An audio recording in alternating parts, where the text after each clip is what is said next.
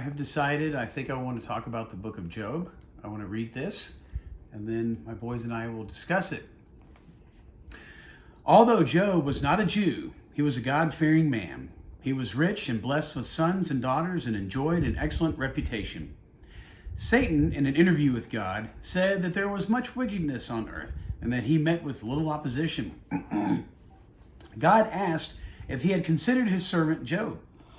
The devil replied, "Your servant Job has no cause to rebel. Let suffering come to him, and then he will blaspheme you just as others do." God accepted Satan's challenge. Satan planned to strip Job of all the things he possessed. With brutal swiftness, heartbreaking messages were brought to Job. While his children were feasting, a tempestuous wind wrecked the house and all were killed. Bands of robbers swept down on his oxen and asses and drove them away through the mountain passes. Lightning killed all his sheep and shepherds. In 3 groups, Chaldeans stole his camels and killed the men in charge.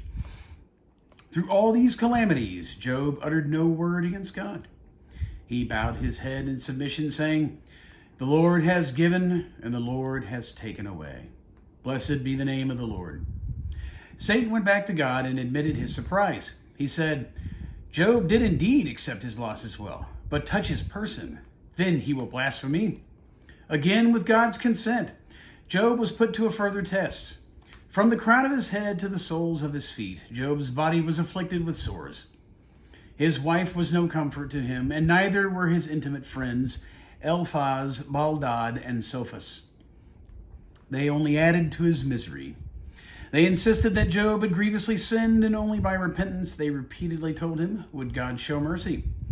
Job wearied, telling them again and again that he was innocent. Finally, his would-be comforters spoke no more. After months of physical suffering, poverty, loneliness, suddenly from the midst of a whirlwind, the Lord gave Job comfort. By questions, God opened Job's mind. "Job, do you understand all about the stars, the wind, the clouds, the rain? I direct them all. Do you know the habits and the haunts of all animals? I know their strength and give them their food. These and many other things cannot be explained, and you will never understand them." And then with great kindness and understanding, the Lord added, "Neither can suffering be explained. I measure it and know when and where to send it. Always trust me." Job consoled, bowed in humble understanding, and answered the Lord, "I am of little account. What can I answer you?" A new spirit came over Job. He raised another family, made many friends, and recovered more riches than he had before Satan tried him. His latter days were richly blessed, and he died old and full of years. Job is an historical figure, and the record of his life, as given in the Bible, was written under inspiration to teach us an important lesson. Job shows us how to suffer patiently without resentment and even joyously. Thoughts of Job's patience will help us in our suffering if, in spirit, we can say with him, "The Lord has given, and the Lord has taketh away. Blessed be the name of the Lord." So, Liam, tell me what happened. So, Satan challenged God to see if he was see how he would deal with all these bad things that he threw at him. And, okay, so Justin, why was Job picked? Because he had lots of things And, riches.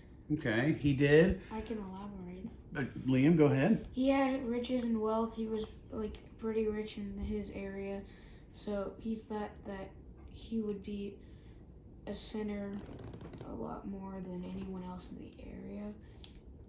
Pretty rich too, so. What about Job, the person? So he had a lot of things, right? He had a great family. He had food. He had animals. He had land.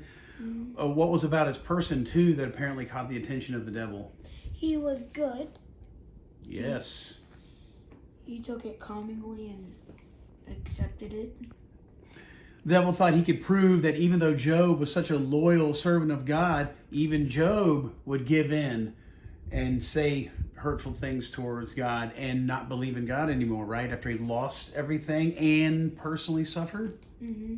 That's what the devil thought, right? Yep. Yep. But what did Job ultimately do? Ultimately, he didn't do that. He accepted it, and he knew that God would help him in the end, and he kept faith in God. Absolutely, he sure did. Because the key here was that the Lord has giveth, and the Lord has taketh away.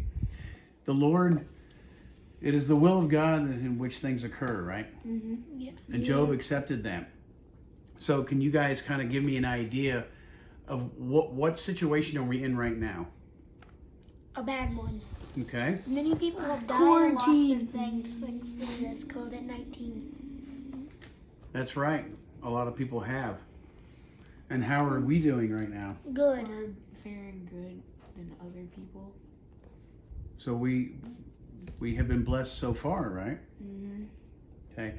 And what can we hope for those who have suffered through this so far? Hope that they can get better. We need to pray for them, correct? Yes. Okay.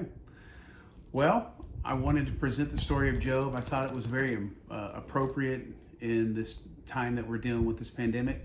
And I wanted to share this with you all out there. Thank you very much.